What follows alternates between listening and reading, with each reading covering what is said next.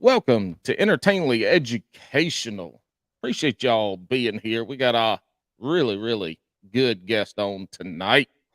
Old buddy of mine back from our playing days. We got Mr. Micahel Felder in the bleachers. Felder, what's up, Hoss? How you doing? You tell me, PR. Like, I listen. I'm doing my thing. I'm back home, and I'm just making it work. How about you? Man, I'm just plugging along, crushing trash, trying to do some fishing and cooking some barbecue. Just North Carolina shit, man. Just the kind Yeah. of stuff you figure North Carolinians or Carolinians in general gonna do. See, that's the thing, and it's so good to just be home and like I'm into it. Like I'm deep. Like I'm every day I walk past. Every day I go for a walk, and I go for like a 2 mile walk every day, and I get to see a small lake, and I get to see. Listen, I'm not out there fishing like you are. I'm not out there fishing like you are, but I am out. I'm still out there on the walk. We got deer in the backyard every day, and actually tomorrow we're putting up a bat house. Oh hell yeah, bat house. So you said you're back home. Where's home, and where were you before you came back home? So I was born in Fayetteville, moved to New Mexico, which is where my brother was born. Lived in New Mexico for 7 years, which is because my dad was in the military, and then back to Charlotte, and then Charlotte from '92 until 2018. Mm. And obviously, we were in school for that, but I still count Charlotte as where I lived, even when we were in school from what, 03 to '07 is when I was in school, and you were a year older than me, I think, right? That So was a few years. That was 2000 was freshman. yeah. So we were you came in with Madison and the big balls. Oh yeah, Madison and Jerry, all them people. Yeah, I was a Jeb. 2000 guy. Yeah, Oh I'm wow. old. Though I'm old. I'm 40. I turned 41 this year. I'll tell you what, I feel it too. Dude, what is that? 9-9 judgment time. Triple O run the show. Run the show. There it is. Triple O. We run the show. Yeah, I'm in '03, Uh, new breed. So there you yeah, go. with Jesse Holly and all the rest of them. So Hmm. yeah, no, I am. But I've been in Charlotte for forever, and then I had to move to Chicago for 4 years, and it's just it's something different. And maybe this is something. And do you remember Jay Spence? Because Jay Spence was there too at UNC with us, and I got to know him really well. And his dad, it has the same problem that I have, and his dad has the same problem that my grandparents had, which is like you have to be doing something. And I'm sure you have this same thing where you just like have this affliction of like you're a busybody, right? My Yeah, mom calls country shit. well, it's country shit, but it's also like my mom calls it. She goes, "You're a busybody." Where you have to be doing something, and Chicago just didn't have anything for me to be doing. And like the difference in truly the difference, Paul, in being in Chicago and like you're just trapped in a house versus, and it's not the weather. This is not the weather. This is just we didn't have enough space for me to be a busybody. Hmm. We moved home to Charlotte. I've cut down a tree. I've split wood. I'm going to my mom's house on Sunday to move a door out for bulk pickup and to do this and to do that, and then I'm also bringing home 2 saddles to build my own wood rack. Like that's what I like. I love being busy, Hmm. and so I work keeps you busy, but house stuff is what I really love. I'm waiting on my tulips to come up, and I'm excited to get my order from Southern Exposure Seed Exchange to get my sunflower seeds and all my peppers and my Hmm. tomatoes. Well, you were able to hone your skills cooking in Chicago, though. I mean, that's about all you had to do. Yeah. Following you when you first moved to Chicago, and then a couple years after that, that I was following you. It was the funniest shit. I'm gonna say you sound like you was miserable because you were always just every time you got to do this. Oh, and walking my dog, and people. It was just funny watching the Twitter stories come about of you being in Chicago, but I mean, you cooked almost every Yeah. damn day. You had something coming across every day cooking jam up food. Yeah, I cook every day. I cook every single day. I usually cook all 3 meals every single day. Mm. Like if we're going 365 times 3 for my wife, my kid, and myself, I'm cooking probably 99% of those meals. And what happens when you leave? How's your wife survive? I make a big it's good that you asked that. I listen, Paul, like I will literally because there was a time when I was working, this is before I moved to Chicago, but there was a time that I used to travel. I traveled 33 weeks a year for 2 years. Mm-hmm. And so I would just put together like meals that she could heat in the oven. And I would do that before I left. That was like a major point that I would do. And then we got to Chicago. And the cool thing about Chicago, and I will say this, and the cool thing about Chicago, the cool thing about New York, it's way easier to get like takeout food. Mm. And so she did really like takeout Chinese, like not real Chinese, but like American Chinese food. And so she was like, oh, when you're gone, I'll just get that. And it's harder to get here. It's way harder to get in North Carolina. Yeah, that's right. And when your husband is working from 12 until 3 in the morning, covering college football, and he can't cook that day, she's like, they said it won't be here for 2.5 hours. Should we call another place? And I'm like, that's not a me thing. This is a you thing. But yeah, no, I love cooking. And cooking is, I'll say this, I think cooking probably saved my life. When I was, good grief, 2013, 2014, I had to do this big project for Bleacher Report, and it really like made me feel crazy.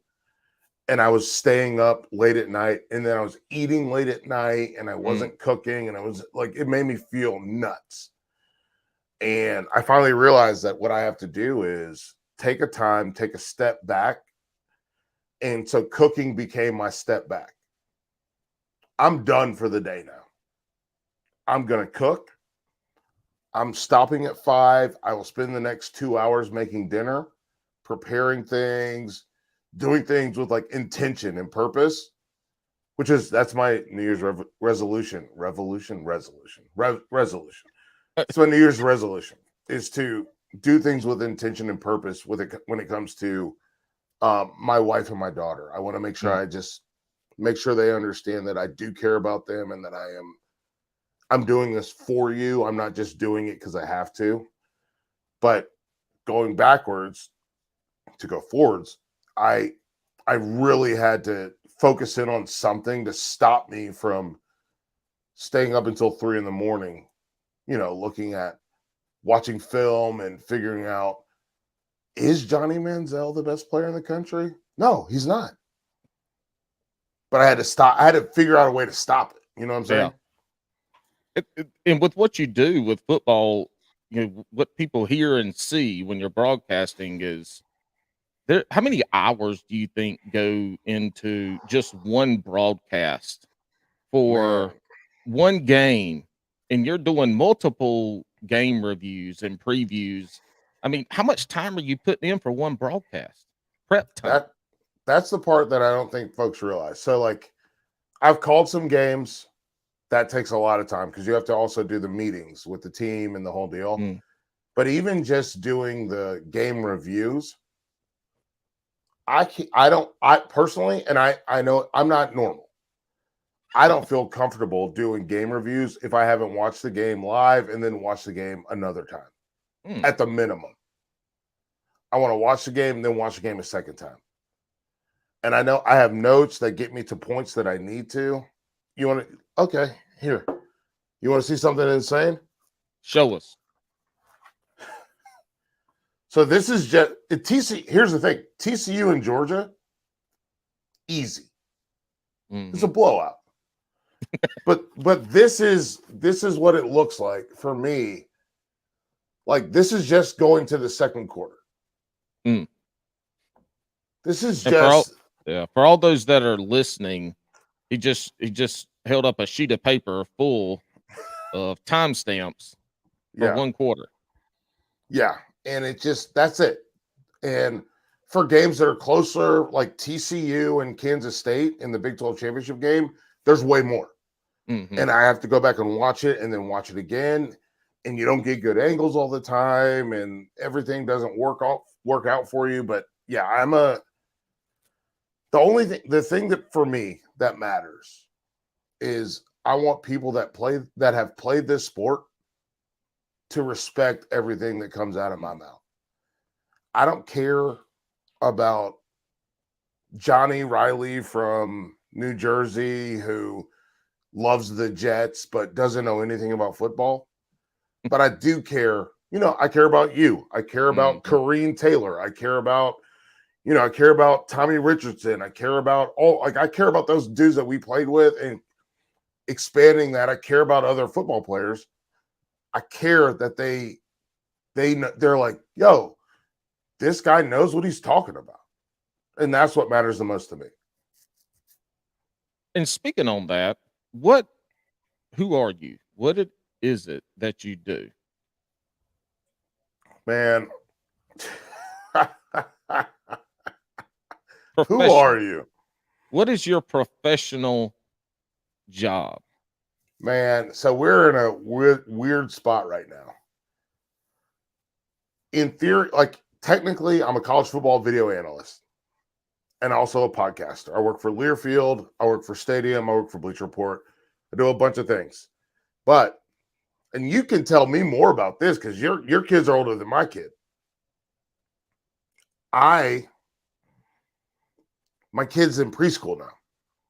My wife just joined the preschool Facebook group. So I don't know what I'm going to tell people I am. You see what I'm saying? Uh-huh. Yeah. Well, look, man, the thing with raising kids is as they get older, they talk back to you more. I don't mind that. That's fine. We And had to have a long sit down because the way that she's able to talk to me is different than the way that she can talk at school and the way that she can talk to her mom and her grandma. See what I'm saying? Yeah. Well, you as you get older, things are going to change. Some things going to Okay, get tell better. me Some things are going to how the like parents get. how the parents get. Yeah, Oh, sometimes that's what I'm talking yeah. about. Well, but I don't look. My daughter is 11. She's pretty much an angel, and you ask her to do something, she does it most of the Sure. time. There's not a lot of talk back. Yeah, she's Yeah. pretty good, pretty average. My Good. son, can't look. Carter, on the other hand, is a wild ass little human being, Yep. half grown, the spitting Heathen. image of me. I mean, he does shit that I'm like, God damn, I remember acting like that. Yep. And he takes you on another level of mental game. Like you got to be mentally prepared for that Yeah. child to look you in the eyes and just tell you no. Yeah. Just no. And what are you going to do about it? What do you mean no? I mean, he's something else now. He's so I was I want to. Yeah. undiagnosed ADHD. He's diagnosed ADHD. Yeah. So, Oh, we you got a gotta David Woldridge on your hands. No, I got a little me. I'm telling you, a little me wild as hell. They ain't, it's just it's hard. If you ain't never been around a child with ADHD and Yeah. all your teachers know this, Yep. it is a whole different game. They're Mm-hmm. on a whole different level. They're smart as hell, but Yeah. they don't it's a gift, but they don't know how to use that gift yet. And Yeah. they are master manipulators. They are really good at negotiating. And Mm-hmm. if you don't have your shit together when it's time to all right, Go to we're not bed. watching TV all day. What are we going to do? The negotiations start. Going to bed. The negotiations start. I'm Yep. thirsty. I'm hungry. I'm not tired. I got to clean my room up. I mean, all the shit that Yeah. they should have been doing during the day. No, they ain't doing it. They I got a until it's time secret to go to bed. weapon. I got a secret weapon. My wife is my wife was a teacher for 12 years. Mm. She been in the shit. You know what I'm saying? She been in there. She knows what she's doing. And then my parents are both teachers. So we're playing zone coverage. We got it covered. But for me, it's more I'm worried about like the parent stuff. Like we just joined this. So my wife we just got into this parent group. And woo, buddy. She's already in. I don't, man, I don't know from that side of it. Like I'm, I was the backup punter. Well, I'm the backup parent when it comes to the schooling side. I'm the backup. Like if they can't get hold of Sarah, they call me, and then I do what I can do and take notes to prepare Sarah for how to take care of it. But what about parties? What about parties, dinners, whatever? Sarah. She schedules. Look, she has all that stuff. I mean, she's got list upon list. She has it all dialed in. She handles it. She takes care of it. And she's gone this weekend. She ain't here. Yeah. So you got a birthday party? No, hell no. Thank goodness. No birthday party. We got practices tomorrow. Yeah. And then Sunday's a free day. But exactly. I'm the backup. All I'm thinking I'm like, I'm coming up with lies that I'm gonna tell these people. That's what I'm working on, are lies that I'm gonna tell to these people. What like give me an example. You ask me, you like be a dad that works in finance and you ask me a question about what I do or whatever. We're at a birthday party. Come on, bring it to me. Oh, so Micahel, I'm Jim Bob over here. I work financial services, and what do you do? What do you do for a living? I'm totally unemployed, and my wife is really the breadwinner. So I'm just trying to make sure Savannah grows up in a good household environment. Or it could be me. Here's my real answer. The real answer that I say is I'm a digital media content creator. Mm-hmm. And I say that, and I don't say anything else. And then if they go, would I have seen anything you've done? I go, absolutely not. It's all corporate. Look, I understand why you're saying this too, because the first time you start saying I do football analyst for college, they want to know about the recruiting class for their team. They want to know which rookie in the draft to take for their fantasy team. Yep. They want to know who to start this week for the NFL. I mean, I get it. And I get it because you used to talk about that shit all the time. You remember when fantasy football roll around, everybody be hitting you up on Twitter for, hey man, how about this guy? How about this guy? Like, I don't give a shit about fantasy football. I just like football. Yeah. Like, just go out there and win. I don't care how you do it. Just do it.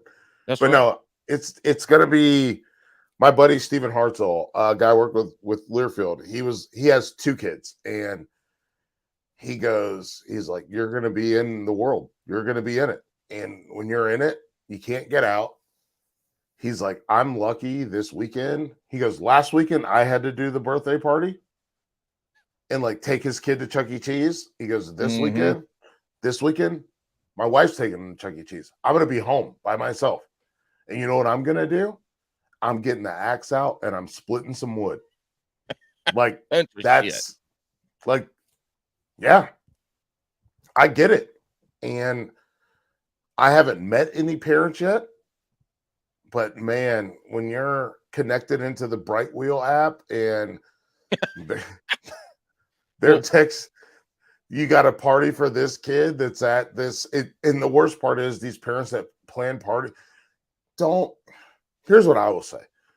Don't have a party for a kid at any time that's not before 2 p.m. If you have a party for a kid that's after 2 p.m., it better be a sleepover and it better be a drop off. That's all I'm saying. Am I wrong?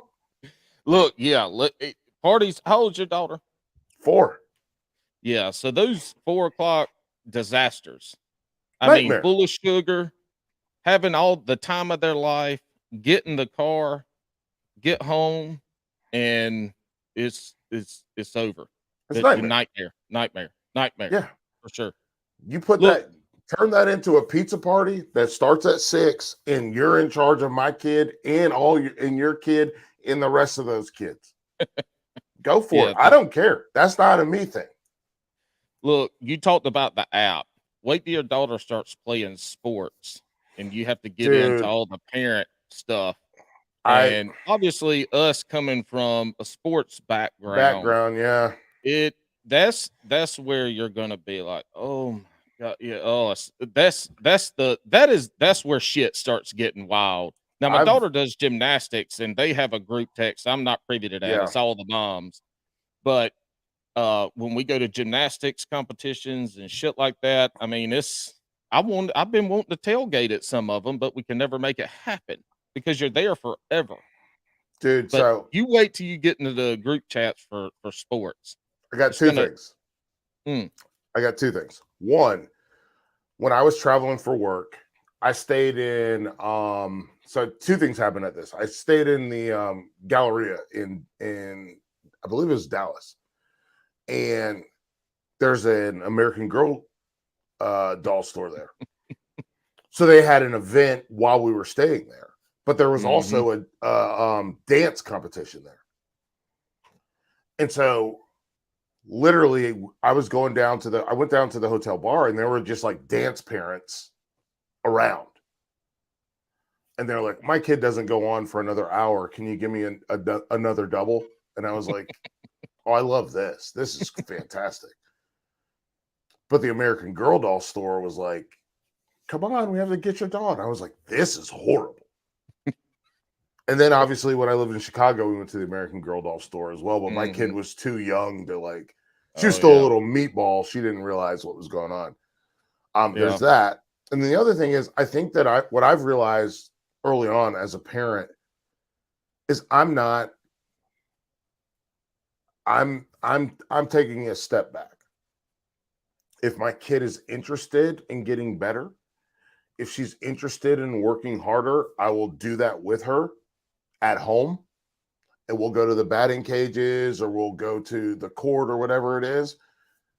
But I don't think I'm going to coach her. My dad coached me, excuse me, but I'm going to take a step back.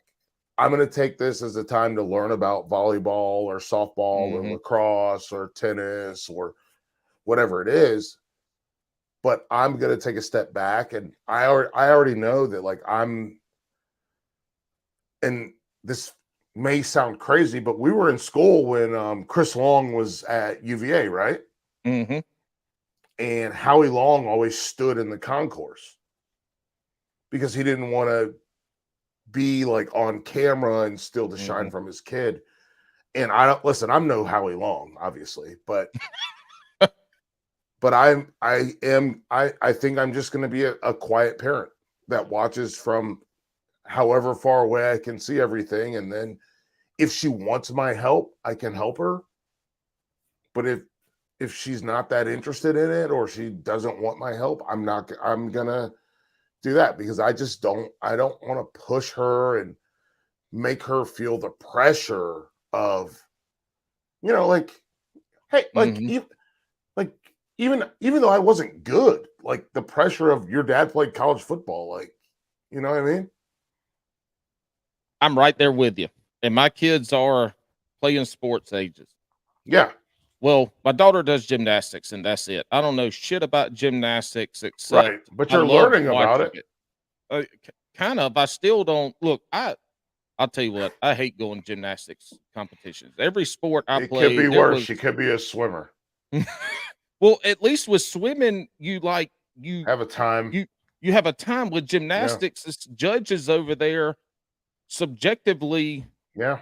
Yeah. Good point. judging. I That's a mean, I'm great like, point. I think I hate I it. Every I think sport I played was a beginning and end. You scored. touchdowns, baskets, runs. Goals. Yeah, it didn't matter. So gymnastics, I look at Sarah, I go, what the fuck was that? That shit looked good to me. And she's like, oh, she didn't point her toes. I'm like, how in the fuck did they see that and the hands and the back? And I'm Yeah. like, yeah, no, I can't stand that shit. But on Carter, on the other hand, go ahead. I'm gonna say this. Listen, I dated a swimmer in college. She swam the mile. And let me tell you something, my man. Give me a balance beam, give me a pommel horse, get it done, and I know if you win or lose, versus watching someone swim a mile. Yeah, it is more exciting. It's a very exciting sport. I do love it. I love watching the college. I love watching the Olympics. Does she get into watching all that stuff? Oh yeah, she's sitting in there right now. Well, she better be upstairs going to bed, but she's been sitting in there this afternoon watching the college gymnastics. She's into that's all she does. And then gymnastics is a full-time job. She's 11 and practices 16 and a half hours a week. Jesus. And yeah, that's like swimming, yeah. Yeah. And it's a job, but I mean, to me, gymnasts are the physical specimens of any athlete. They are the top notch. They can do the most. It's just unbelievable. Yeah, they're the defensive backs of the whole deal. You got to throw yourself in there and make you feel good about being the DB. Look, the punters had to have the best hands on the team because you had to catch every damn thing they snapped at you. If you dropped it, you fucked. Okay, that wow. You know what? No one's ever said that to me, and I love it. I mean, you can't drop a snap on a punt. And you know what? I've seen a lot of punters drop a lot of things. Yeah, I never dropped one, luckily, but I did kick an 8-yarder on national television against Clemson at home, so that was wonderful. No. Yeah, that was a year before you got there. It was awesome. But on talking about coaching, my son, he plays soccer, basketball, flag football. He's doing all that, and everyone looking for coaches. There, they're looking for coaches. I said, hell no, because I played 100 miles an hour. It was same. That was what I did. I didn't, there wasn't no fooling around and shit. There's no way in hell you could coach. I could coach ever. I kicked my little brother and my best friend off my high school football team. As a player. I was a player. Yeah. My little brother obviously was a year younger than me. And my best friend, he was like, I'm thinking about maybe getting a job. And I was like, then leave. Get out of here. Go. We don't need people like you. And then my little brother, I was like, we're staying after to run Bleachers. And he goes, why are we doing this? We already practiced. And I was like, no, go home. Yeah. You know what? You know what you can do? Take the bus home. You don't need to do this. I ain't taking your ass home either. Whoa. And there were, I don't know, 4 weeks that my little brother would just sit in my car and wait for me to get done doing after practice stuff. And then he would do his homework in the car. And then I would get in the car and drive him home. And I was like, you don't need to be on the team. Like, you don't have to play football. And so I'm trying to not give that like psychosis to my kid. And like, which is weird because we're working on like toughness right now. Like with my daughter, she's 4 and we're working on toughness. And a big part of working on toughness is I got to let her hit me, I got to let her hit me and I got to let her jump on me and know that like getting hit is a part of the whole deal. And like, if dad can do it, then you can do it. And so we're working on that, but but like you're 100% spot on. Like I thought that the way that Michael Jordan did things, like there was no LeBron James when we were growing up, LeBron James is a nice man who loves his family and does good things. We didn't have that growing up. We had Michael Jordan, and Michael Jordan and then Kobe Bryant after that. Mm-hmm. But it was like, yo, guess what? If you're not cutthroat, you're a loser. Mm-hmm. Mm-hmm. I mean, Jordan was kicking people off the damn basketball team after his rookie He punched season. John Paxson. Bulls. I know. Like they had no chill.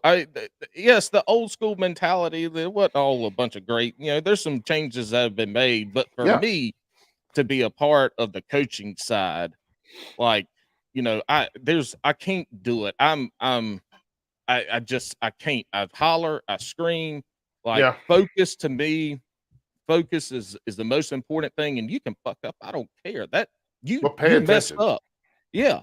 I don't care if you mess up. That's fine, but you better mess up at 100 miles an hour. Bingo. Make mistakes going fast. Yeah. And I'm with you're you. over here farting around, looking out into like picking the dandelions. Yeah, shit, kicking a hole, digging holes, and that stuff right there drives me damn nuts. I can't do it. It's changed, man. It's changed. The parents have changed. The kids have changed from when we played and grew up.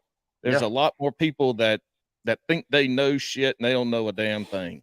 Right. They watch a YouTube video and then they're like, well, why don't you do it this way? But no, the big thing for me, like I think about this a lot, and I'm sure when my wife listens to this, which it's really wild. And you know what? I'm going to say this. It's really cool to have a wife that like supports you so much that she'll listen to like any podcast appearance that you do. Mm-hmm. But she's going to go like, oh, Michael's going to talk about Julian. And so we had a kid named Julian in my fifth grade baseball team. We had a kid named Julian, and Julian sucked. He was terrible, so bad. And my dad was the coach, and he was like trying to get Julian to get going and figure out how to make Julian good and motivate. Yes, and then the rules with Little League is everybody has to play every game. And we're in the playoffs, and I'm like, I'm pitching, I'm burning heaters, like I'm done, I'm killing it. And Julian shows up to the game late, and I was like, fuck, dog. So Julian has to go into the game.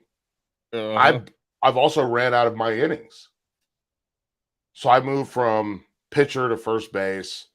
Julian goes to right field because he's got to play 2 innings, or he has what do you have to play? 3 innings or 2 at bats, I think is the rule. And those kids always went to right field. Went to right field. Field. Which is why I'm at first base. Yeah. Because so I can help. Mm-hmm. And we're up by 1 run. The pitcher gives up a thing. Fred, the pitcher, gives up a run. And then they got a guy on second, and guy hits a bloop to right field, and Julian's not paying attention at all. He's not paying attention. I'm like, what the hell are you doing, man? That should have been an easy one. We get out of this inning. We got 2 outs. He's not paying attention. I'm at first base. I take off. I run to right field.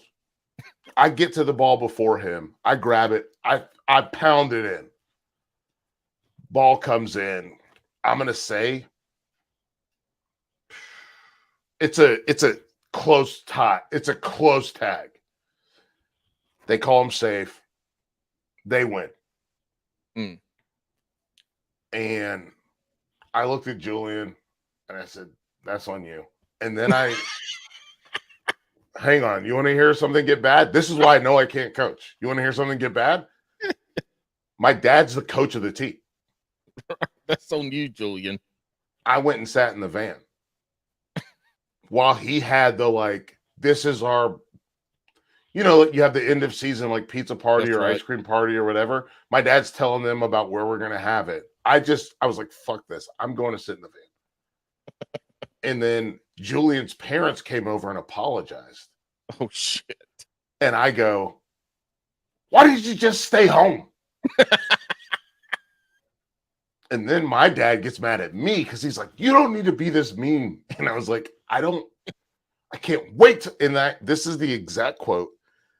And this is something that comes up in my family all the time. Because my dad, like my wife's, she's tired of hearing about it. My dad loves this story because he's like, oh yeah, Michael's a psycho. But I said, I can't wait till I get to middle school so everyone doesn't have to play. I hate this. So yeah, no, I can't. There's no way. You kidding me? You want to put me in charge? You want to put me in charge of your kid who's more interested in skateboarding than he is Mm-mm. in baseball? No, absolutely Mm-mm. not. That's a Can't do it. bad idea. Can't do it. I don't want to Can't be do it. in charge of him. Can't win Yeah. in the words of Mike Singletary. Can't win with a can't Can't win win. with him. Well, look at here. Answer me this question. What is the story? What's the journey that has brought you here to Mhm. where we are today? What does that look like? What do you want? Professional or personal? It's that they're intertwined, man. Your professional and your personal journey both are that you go. It's personal until you get to the point that you become a professional. So, Listen, it's intertwined to me, and you become who you are professionally because of what you did growing up. And obviously, you're a good example of that. Now, this is the example. You were an athlete. You played yeah. football. You played college football. You stayed in the football realm, and now that's what you do professionally. So, what does that journey look like that got you here? You know what? So you were there when we had Coach Fleming. Fleming was a guy that got me to go to UNC. Him and Gunnar Brewer. Coach Brewer, yep, I love Brew. Brew, I let me did tell you too. something. Coach Brew texts me on my birthday every Mm, year. Every year. From a guy that didn't even play his position. mhm. He texts me every year. Says happy birthday, texts me on New Year's, texts me on Christmas. Like there's no one that epitomizes football being family more than Coach Mm. Brew. Like it means a lot to me. Um And he coached Keaton, some of the best receivers that's played college football too. yeah, oh, for sure. Well, I was gonna say his son Keaton. Mhm. You remember when Keaton was like this big running around? Oh, yes. Like 6'6" now. He's a grown ass man. He So, is. but the big thing for me, so here I'll start like going through high school. High school, actually, you know what? I'll start at the beginning. My parents didn't let me play football until I was in the 5th grade Hmm. because they thought it was dangerous, which Mhm. come to find out, it is. A little bit. And when my football team was the first team that my dad never coached. My Mm, dad he was on staff on every other team I played. Basketball, football, or excuse me, basketball, baseball. My dad was on staff. He was not on staff for football. And I got yelled at. My dad was never a yeller. mm, He'll yell at us at the house, but he never yelled when he was coaching like other people's kids. mhm. And I came back and I sat in our car and I was crying. And he goes, "What's wrong?" He goes, "They yelled at me because I didn't know what to do." And I was like, "I've never done this before. I don't know what to do." And he goes, "So what are we going to do about it?" And I go, "I guess." And I come from a dictionary family. Mhm. Like if you don't know something, go to the dictionary. You go look it up. Dictionary, encyclopedia. Like we had Britannica. Like where you go look it Yep. up. Had to And flip through the so pages. we left football practice and went to the library and checked out every book they had on football. Mm, And so I learned football that way. And then we showed up, you know, the next week for practice. I knew every play. I knew every rule. I knew all that stuff. I knew everything. I'm telling the coaches where things go. And you saw this with me in practice. Like I know mhm. what's happening. And so that's what happened when I was younger. When I got to middle school, I was bigger than everyone. So I played tight end and I played defensive end. And then high school, I was smaller than everyone. And I'll never forget this. In high school, I'm practicing with, the starters, but I'm like, I'm not going to start. I'm a freshman. And then they call our names out and they're like, and they go from right to left. And they go from right to left. So they go right corner, da da da da da da da da. And they go starting at left corner, Micahel Felder. And I was like, what the hell? Me? Oh shit. In my first play, I head slapped a guy. I was freaking out. Hey man, set the tempo. If you're gonna come up in here and I'm gonna guard you, I'm gonna knock the shit out of you, buddy. I hope you're ready. Yeah. But I head slapped him, and guess what? He didn't come off the line, and we're good to go.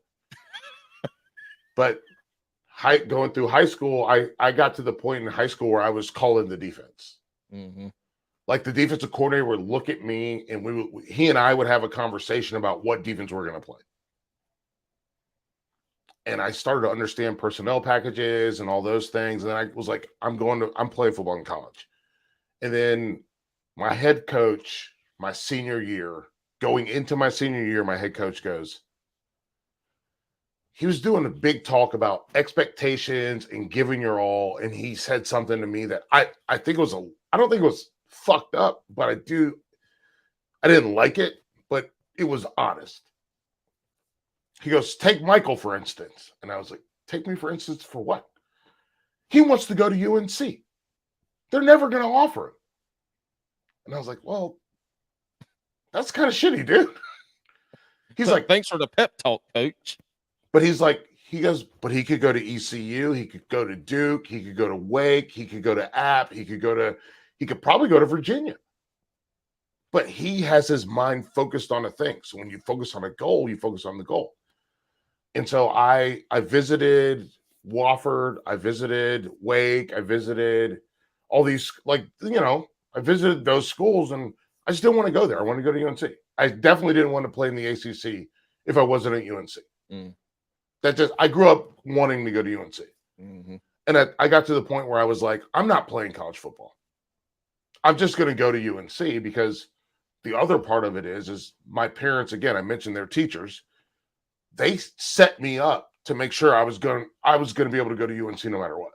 Mm-hmm. And two people kept calling me all the time. Teachy from Wofford and Brewer from UNC. And Brewer called me in January. I think that's when we met, when you and I met. When UNC, you have a different, I can't remember shit. And even up to this point, this podcast, all the stories you tell, you remember everything. That's one thing that's special about you, and probably makes why you're so damn good at your job, because you remember everything. But you remember UNC and UConn. Mm-hmm. That was the last weekend before signing day. Mm. It was the big recruiting weekend. I came up with my mom on that weekend because Brewer called me, and Brewer calls me, and Brewer goes, hey man, I went and pulled your file because I wanted to see if we could push you through. And you were already accepted. And I said, okay, good to know. And he goes, we want you to play. We'll get you a scholarship next year, but we want you to play. So I came up. Fleming wanted me to play. I fit perfectly in Fleming's defense. Him and Coach Huxtable. Mm-hmm. As a guy that could come down in the box as a cover 3 safety and a down in the box safety. I fit good. I fit well. And so my mom, it's me, my mom, Coach Bunning, and Coach Brewer in Bunning's office. Bunning, lays down the law, lets us know. Then we go watch UNC, I believe, play UConn again. They played UConn, and it was like Rashad McCants and Sean May and that whole gang, mm-hmm. who I ended up becoming friends with, Raven Felton. And I was like, I'm coming here. I'm going to play football. And so I did that. I get there. We're bad. We're very bad that year. Mm-hmm. We lost to Duke. first time in like, I don't know, fucking 11 or 12 or something stupid. It was My really last bad. game ever, we lost to fucking Duke. We lost to Duke. We were 2-8 or something like that. It was And we so won bad. 3 games, I think. I think we Two. ended up We winning won 3. two. Is it We 2? won two. We won 2 games that year. 2003, we won 2 games. Isn't that the And year?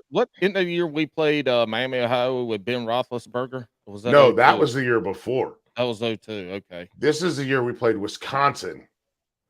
Mm. And we ended up being so good at kick returning, but it was because we had so many kick returns. Because we just like kept giving, we're 117th on defense, and it was just like, oh yeah, we're good at this. But it was Mike Mason, Mm-hmm. Jesse Holly, Adarius Bowman, Mm-hmm. and I remember because I was L3 on Hustle Team or whatever, and I'm just running into Madison Hedgecock and Malik Brown, and I Woo. loved it. Hell yeah. I love that shit. Like that shit was good to me. Like I loved it. It was so fun. My wife thinks I'm a psych. I guess I am a psycho because of that. But like I love doing that. And Tom O'Leary was there, and Mm-hmm. Justin Phillips, and John Hamlet, and all like we had all the like. I love that team. Like we had Kareem and Junebug, and then obviously they fire Hux. They fire Fleming. So we end up with Marvin Sanders. And he and I just did not get along at all. Mm-hmm. He played a defense I couldn't fit into. And ultimately, and this is the part where I started to really learn more about football, is when they hired him, he let me know I was never going to play. Mm. But we also brought in Martell Thatch. And we brought in Thatch. I was showing Thatch, like I literally would be like holding on to Thatch's hips and like moving him around and then backpedaling out of the picture so that he would be in position to do what he's supposed to do while I tell him what he's supposed to do. Coach. And it was just like that was just, and then I also started running the walkthrough, and I learned a lot about football between scout team and learning every defense that we played from Louisville and their kickstart, and learning about the robber coverage that Virginia Tech ran, and all. I learned a lot about football, and then I learned a lot about football from the other side when I was running walkthrough. So, which led me to where I am now. I wouldn't be able to do what I do now without learning all that extra stuff, because I didn't learn it off paper. I learned it from doing it. Mm-hmm. So that's how I got to where I am. And then from a career standpoint, my little brother says this all the time. He's like, dude, you bet on yourself a lot. And I think that's important. I think folks need to have like that level of inspiration to bet on themselves, because there's a lot of people that take the easy way out. It would have been easy for me to just keep working at True Green. It would have been easy for me to like stay in that box and just like do that. But I like what I do, and then to tie in, you mentioned the personal versus professional. My wife, I'll be honest, my wife needed somebody like me to like push her out of her comfort zone. To push her out of her comfort zone, to push her to be able to like make new friends, to push her into doing things that she wasn't used to doing, to push her out of being safe all the time. Mm-hmm. Like, yeah, do I take risks? Absolutely. Was my credit score completely jacked the fuck up for a while? Absolutely. Did I decide that for 5 years I won't pay taxes? Yep. Ooh. But guess what? I figured it out. Yeah. I'm in a good spot now. And we have a healthy balance between like my wife like putting a cap on something and me trying to raise the ceiling. You know what I'm saying? Like it's just it works. So I don't know what's next for me. I'm excited. I know that I've got like, I'm still freelancing and doing a bunch of stuff, but like I'm not worried like money. We're not worried about money. It's just I got to have something I got to do every day because Mm-hmm. otherwise I'm going to go insane. But that's how I got to here. Like, Yeah. my wife is a big part of that because she pushed me to make the choice to go to Chicago. I hated it, but like I loved my job in Chicago. And I hope everyone that works at the stadium understands I loved working there. And I think they do understand that. I had a really good time doing that job. I just don't like Chicago. Mm-hmm. And then my wife also was like, "Do you want to move home?" And I was like, "Yeah." And then we moved Hell yeah. home. And listen, dog, you put me on a rocket and send me back to Charlotte because I am my And we buddy would from talk. Yeah, and yeah, we talked back and forth with that because you always were talking about moving home, and then it was like a year and a half when you announced you're gonna be yeah, moving home and counting down, and so we kept in touch on that. I want to back up yeah, one part of this story, and it yeah. is very relevant today. Mm-hmm. Coach comes in and says, "You ain't gonna play. Yeah, You're not getting a scholarship. You ain't gonna play." yeah. If the transfer portal was in during that time, would you have left? No. It's still just UNC. It was UNC or nothing. Yeah. If I had left UNC, my grandmother would have been upset. Mm. So I come from a family. So my dad was born in Massachusetts. His brother was born in Maine. I think his other brother was born in Maine, or his other brother was born in Germany. I don't know where my aunt was born, Wow. but they come from a Air Force family, Mm. military family. My grandpa retired to Germany, or excuse me, retired to Fayetteville after living in Germany. They lived in Germany, Colorado Springs, Maine, Massachusetts, and they retired to Fayetteville. And my grandmother had this incredible affinity. The two people that my grandmother really loved, that weren't like her family, were Dean Smith. Three people: Dean Smith, Tim Duncan, and Phil Ford. Hmm. Phil Ford came and spoke at our church one time on base. Nice. I got a Phil Ford autograph at my mom's house on a church program. That's awesome. Yeah. That is awesome. So I grew up a UNC fan, even though none of her kids went to UNC. She had two kids that went to ECU, one that went to Western, and the other one just joined the military. Mm-hmm. So that's how I grew. I grew up with that. And I grew up, she hated Duke. When we got to go back to both my grandparents have passed away. We got to go back there and we got to pick up a bunch of stuff from a storage unit. But she, not knitted, cross stitched. Crochet. Okay. Yeah. Cross stitch. She cross stitched. You can't get to heaven in a red canoe because God's favorite color is Carolina blue. There we go. Go to Hill State. Yep. And I've got at my mom's house here in Charlotte a bumper sticker that says North Carolinian by birth, because I was born in Fayetteville, Tar Heel by the grace of God. Mm-hmm. I was always going to go to UNC. And that's what I was getting at when I was saying, I'm not going to play football. I'll just go to college. Right. I was always going to go to UNC. So because even, I don't remember his name. One of the strength coaches tried to get me to transfer at UNC. He tried to get me to transfer to Hampton or Howard, one of them. He tried to get me to transfer to one of the schools up in the DMV. He tried to get me to transfer there because they were looking for safeties. He's like, "You're good. You should just go there." And I was like, "I'm staying here, man. Mm-hmm. My girlfriend's here. It's home. This is I can't live that far." Well, I'll be honest with you. When I was looking at colleges, my mom and I took out a compass and we did 2.5 hours around. Mm-hmm. That's it. That's all.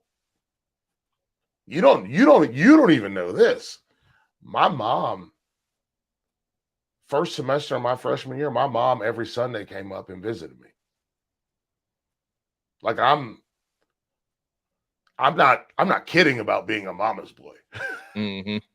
Like and it wasn't her like doing my laundry. It was her like Yeah. she would come up, we'd go to lunch and like talk and then after I went through like a big bout with depression after not getting in the game, after the coaching change, my mom talked to me every night, every Sunday night. We would talk from between 8 to 9:30 every Sunday night.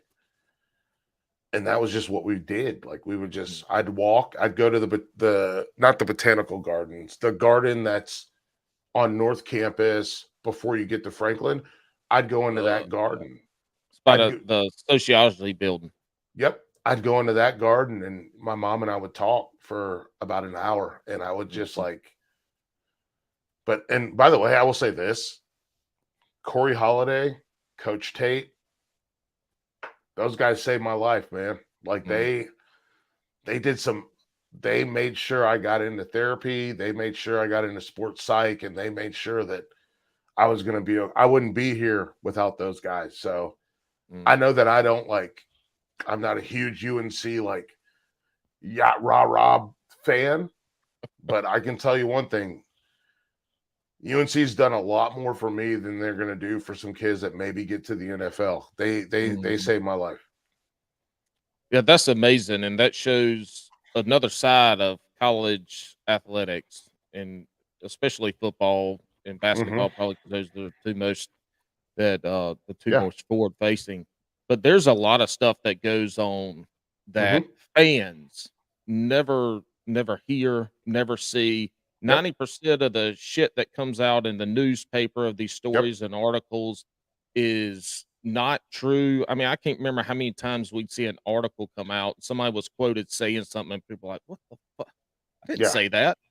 We didn't even, I didn't even talk to we him. didn't even talk about that. Yeah, and that's the thing is when you live it and when you see some of the struggles that people go through, and then they're a top tier player and athlete, and they got to go out on the field on Saturday and perform to the expectations of 60, 70, 80,000 people, but they don't know that this kid's struggling at school, he's struggling with girlfriend, he's struggling with family, and that all the support that comes from the teammates and the school and all that's the stuff that people, if you can't put that out there, right? But if people could understand, I mean, shit, in college, you're a kid. You're not grown yet. You are a grown ass man physically, but you are still a kid. You're a grown ass man physically because you have to be.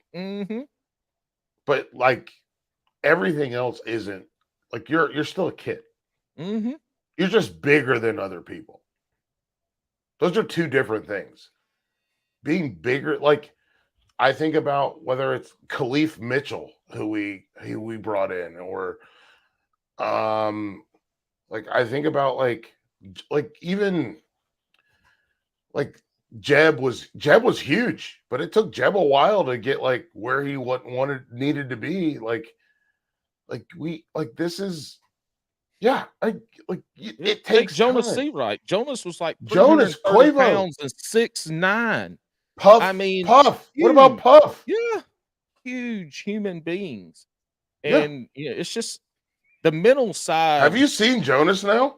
Oh hell yeah! I saw Jonas this year for get the it alumni right. game. He was get here it right. He was here get it Dante. tight. I know, man. He looked. By the way, Dante. Wow. Oh my God, it's unbelievable. First of all, for someone who did not want to work out ever, I'll just say I don't feel bad about saying that, because you know what Dante did to me. Dante made me drink all of his shakes. He and I were in the same hard gainers group, and so I had to drink my shake and his shake. You had to go home and take laxatives every day, probably, to take a Duke. I didn't have to take laxatives. Those shakes were enough. That's crazy. We're looking at a ripped up dude. Dante is ripped as hell. And he used to slide 2.5 pound weights into his girdle No, he to didn't. pretend like he gained weight. Oh What? man, that's funny as hell. That's Yeah, funny. But now he looks like damn Mr. Olympia. I know. I I listen. mean, I can tell you this though. This is 20 rip 3 for me. I'm getting ripped this year. are you? All right. Yeah, I want to I'm, see it. I'm I gonna want to get see it. ripped. I'm getting I ripped this wasn't year. ripped. I wasn't ripped in college. I'll never be ripped, but I would at least like to not be a fat ass. So that's my goal this year is to You still drop fishing though? about 50 or 60. Hell yeah, Bo. I got this. I got my Hobie, my pedal kayak. And Have I'm like, you have you go ahead. seen have you seen Hood Entertainment fishing? Uh-uh. Dog, it's on Instagram. It is so good. Hood Fishing _ entertainment, I think is what it is. It's just this guy, black guy, who's doing the same thing you're doing. You Mhm. guys got to link up. We'll talk about it afterwards and find it and we'll link up for sure. But I got Yeah. this pedal kayak. I'm like, sweet, this is gonna be good exercise. I'll lose some weight. Yeah. I gained fucking 30 pounds after I got the kayak. And I don't and I fish like I did any other sport, 100 miles an hour. Like I'm not probably gonna win the fishing tournament, but I am not gonna get beat going down the lake pedaling, even if they got a motor. Now, nobody around here has got ones that go 6 mile per hour yet, but I pedal my ass off, man, and I still damn gain weight, fat as hell. But I'm gonna lose it this year. I got to. I got to. Got to be able to sit closer to my desk without my stomach keeping me away. See, I'm Hey, I had another question after your story yeah. because I always knew you were good. The X's and O's and stuff. Not everybody. That's not everybody can do that. Not even coaches can do that well. Not all coaches. But what led you down to doing the broadcasting versus going into coaching? You came from a coaching family, you coached your teammates through college and high school. What did you ever think about going into coaching or did you I always want did to do the broadcast side? I did a little bit of coaching. I hate kids. So, I feel you there. I like feel you. we talked about it a little bit with our own kids, Mhm. right? But like I did a little coaching. I did some volunteer coaching and I was like, they're not listening. And they're not giving me the effort that I need. Yep. Don't care. I'm not doing this. This is a Mhm. waste of my time. And I'm not at the point the first, especially when I was first started, I'm not responsible enough to be in charge of somebody else's future. Yep. Like you know what I love? Because when I leave here, you know what I'm gonna go do? I'm gonna go slam some beers. Mhm. And you know what? I might try to hook up with your mom. So this is a bad spot for me to be in. This is not good. This ain't happening. Oh, yeah. See, hey, you gotta be honest with yourself, though. You gotta Yeah, be honest with I yourself, know who I and you am. were. I know who I am. And then I met my wife, and guess what? I'm still not going to coach because I don't like kids and I don't want to Mhm. be around them and they don't listen. And I can't talk. Like, here's the thing. Here's the craziest thing. You don't talk to your kids the way that your parents talk to you. Do you? What do you mean now? Because I grew up with parents who taught and a mama who was, Yeah. one of the greatest high school and volleyball coaches in South Carolina, and she was Right. the Bob Knight of coaching in South Carolina, so I That's a great point. So you definitely don't talk to your kids the way that she talked to you. I don't know, man. I'll tell you, I'm pretty tough. And it goes back to why I want coaches because I expect a lot, and Hmm. I over expect for my 8-year-old son. And I've Okay. gotten better at not over expecting for my daughter because I don't understand gymnastics enough. It's too Okay. technical and you got to see. But my son, I over expect, like when we're throwing the football, made huge leaps and bounds. But then he'll get to wondering and start dropping passes. And I'm like, you drop another one, we're done. Yeah. Or, Okay. So you're yeah, I and can't, I'm tough. I you're coach tough. or I talk to them how I pretend they're me, right? It's why I should not be coaching. It's why a majority Yeah, of people should be coaches, because you don't know how to coach. You trying to relive or whatever the hell it is. I don't that's know a how to great point. articulate it. And see, I guess the thing for me is I know I'm never gonna get that out of my kid. I'm never gonna Mhm. get her to be where I was. Like I was a guy. I didn't get to the Shrine Bowl. I was a Shrine Bowl alternate, and but I was also like, I mean, I started every game in high school from a freshman all the way through. Mm. And my kid, I don't think cares about any of that. She's like, she's happy just hanging out. Yeah. And her mother is someone who was also kind of happy hanging out. Mhm. My my wife is 6'1". Damn. I didn't know she was that tall. Yeah, my wife is 6'1". Holy shit. My kid's probably going to end up being 6'4". I'm going to be the shortest person in this house. And I'm trying to not make her hate sports. Yeah, that's why if he asked me to go practice something, we will go practice it. We will go do it. But If you I'm ask not me, yes. I don't want But to I'm force not it. going out there. That's right. I'm not saying, I'm not going out and say we're doing this and that. When he asked, I said, "What do you want to do?" That's what we're going to practice. And when we get out there after a game or practice, if there was something that he didn't do well, I said, you could be good at this. Defense, for instance, in Yep. football. That's what he could have been good at. Yeah. He can't catch, he couldn't throw, he's the smallest one on the field. So I said, I've "Man, you I've gotta got the be." opposite. I've got the biggest one Yeah. on the field. Yeah. Well, he's a shrimp right now. I hope he grows a little bit, but he's got to deal with his mama who's 4'11". But he would be he he could be good at defense. I was like, "Look, man, you're getting to the person and then you're stopping and waiting for Keep them to going. run to you." And this year, they do a little sidestep, a little juke, and get around him, where last year they didn't. So we worked on that, and I like to, tore my ACL and broke a hip and sprained an ankle and trying to teach him. But yeah, if he wants to do it, I'm not going to push him to do Yeah. sports. I was never pushed to do sports, but I also grew up on the gym and in the field, Well, because that's that's yeah. where I was, and I played every Right. sport But from it's the also time your that I parents were could. like, you go outside. You're out there. Hmm. Hmm. Hmm. Go get outside. Go do anything. Yep. Do Well, hey, anything but be around me. yeah, that's right. Go take your ass outside, be back at dark.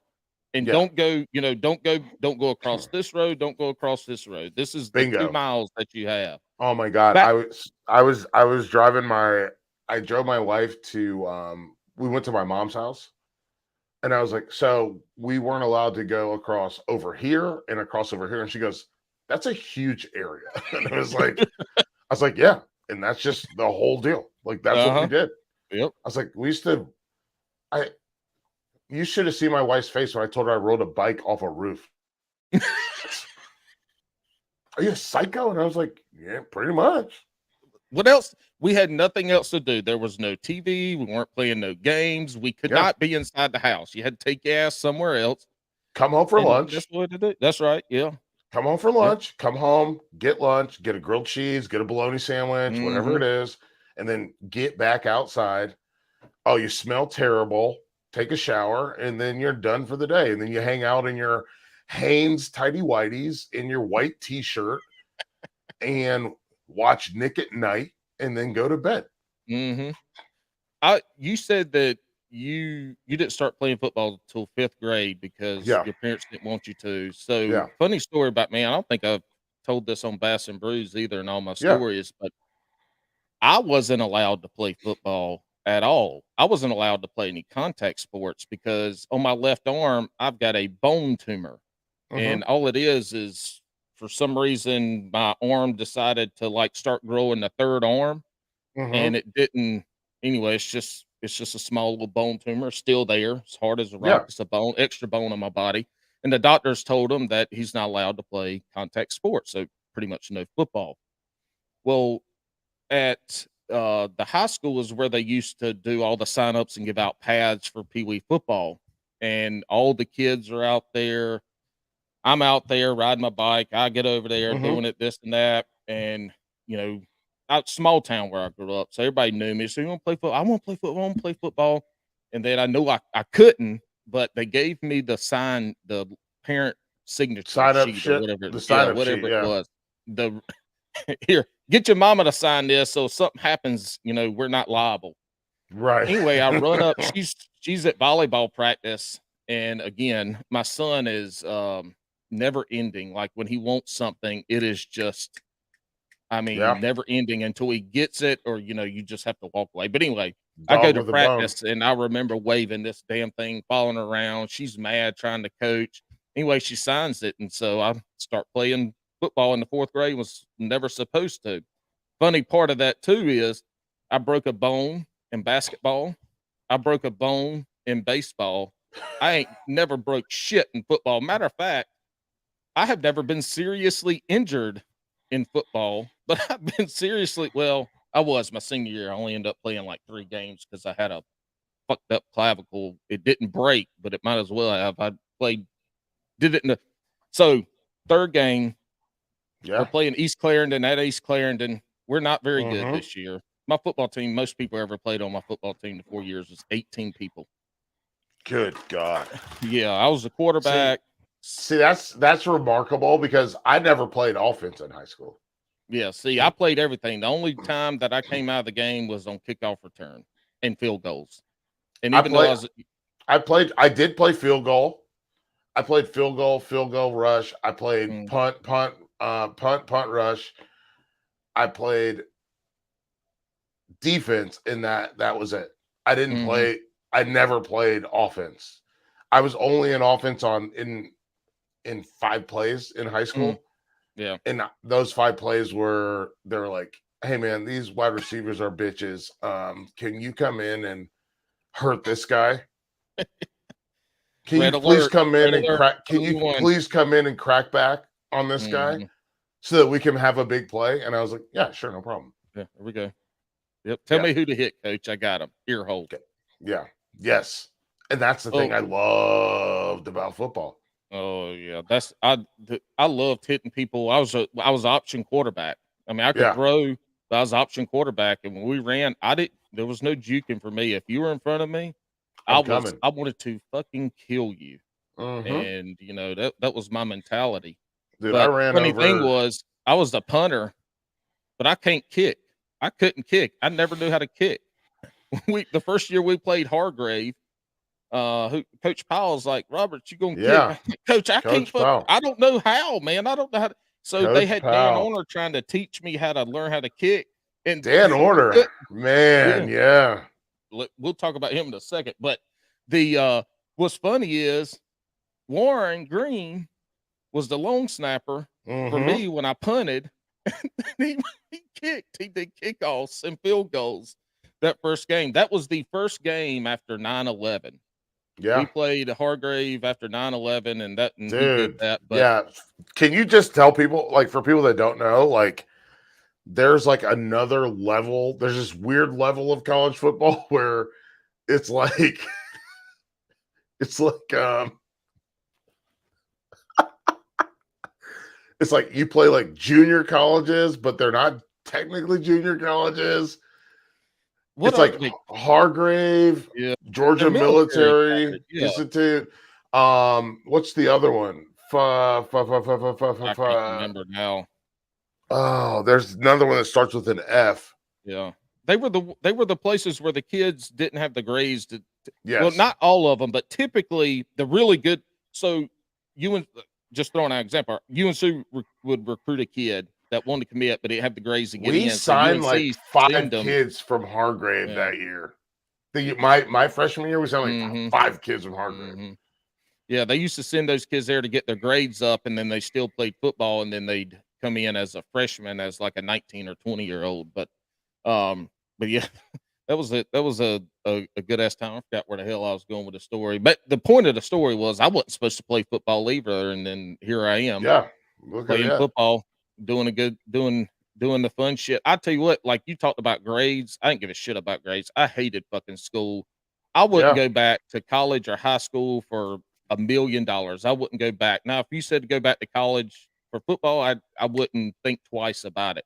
But the school part, though, after my freshman year, I was on academic probation every year until I was done taking classes full time. My sophomore year, I go to whoever the hell it was in the Cynthia. might have been Cynthia or somebody else. I don't know. I said, "What do I need to graduate?" Well, first question, what do I need to stay eligible?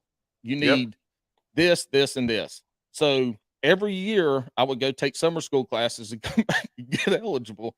And then at one point, I said, "What do I need to graduate? When I what's the lowest GPA? 2.0. Great. I gave him 2.05. There you go. I got to college as a sophomore. Mm. Yeah.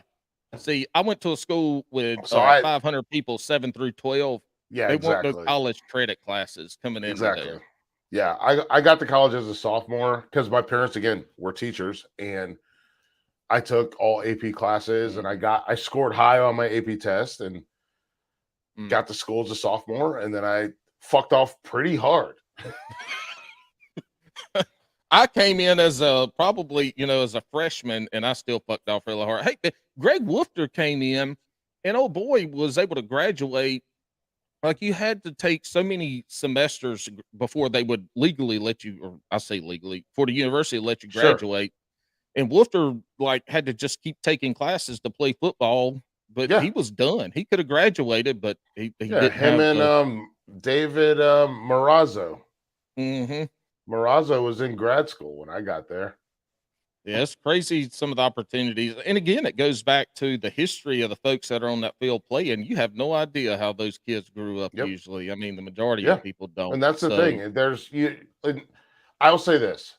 I think the biggest, and I guess as we wrap up, I think the biggest thing for me, and I got two things, but the amalgamation of people that I got to know because I was in that locker room, the amount of dicks I've seen, the amount of, you know what I'm saying? But you know what I'm saying? but like the wrestling. Like the reality of it is like I'm naked with a guy who's from Scotland County, or a guy that's from Henry County, or a guy that's from whatever. We're naked together every day. Mm-hmm. You figure it out. And you guys are, Union County, or a guy that's from Emory County. Like you guys are together every day. And I think the biggest thing for me, and I'll never forget, this is my biggest moment. This is the part that I think this is the thing that I think was the most life-changing thing. I think that the football stuff was great. Gerald Sensabaugh transferring in and me learning from him was amazing. I think that's why I can do the job I do today. But I think the most important thing, the biggest thing that happened for me was realizing that the way that I grew up was so completely different from so many people. And I come in from a place of privilege. And I want to always acknowledge that, because I think so many people have a hard time acknowledging that they come from a place of privilege. And the biggest thing for me is we were in the first defensive back meeting in training camp in 2003. And we went around and went through all of our, how did you get here, whatever, which we kind of did. But Coach Fleming goes, all right, let's go through how you got here. And we go through, and, OC goes through his, and Kareem goes through his, because Kareem had a rough path to get to where he was. Because Kareem did he go to Oak Hill, I think, maybe? And then OC was from Eastern North Carolina. And, we're getting there. And then it's me. And I go, oh, I was always going to go to UNC. Coach Brewer asked me to play football. And Flim said, yeah, we want him. And then Michael Waddell, Rabbit goes, what do you mean? And Rab goes, what'd you get on the SAT? I said 1480. He goes, 1480. God damn. And I was like, what? And he goes, I was trying to get a 700. And it was just like a completely different world, so disparate. And then I was talking to Said Holt, and Said Holt was like, honestly, if I didn't play football, I probably would have never left Anson County. Mm-hmm. And that, like, that crystallizes, like, yo, football is giving people a chance to do something more. Like, even if it's Rab moving just to Tennessee to play for the Titans, mm-hmm. or Said moving to DC to play for what are now the Commanders. Like, he would have never left the county that he lived in if he didn't go to UNC to play football and then move from there. And he got a degree and he got to do that. Same thing with Jacoby Watkins and I know more about those guys because we were all in the same room together. But that was the part for me that I was like, oh, this isn't just about sports. This is like guys getting a chance to do a thing they never would have got to do without this game. And that's the part that, to me, that's the reason I love the sport. That's the reason I'm way more dialed into college than I am into the NFL, because I know that these guys exist everywhere. There's a lot of, even in 2023, there's a lot of first generation college guys. And again, speaking of privilege, my mom and dad went to ECU. My grandma and grandpa both went to college as well. They went to Fort Valley State. My grandma went to Missouri State, but like literally, like it's really hard for like a black person to say this, but like I'm a third generation college guy. There's not a lot of white people that are that. And I'm a third generation college guy. So that's my biggest takeaway, man. I hope that takes us out of here.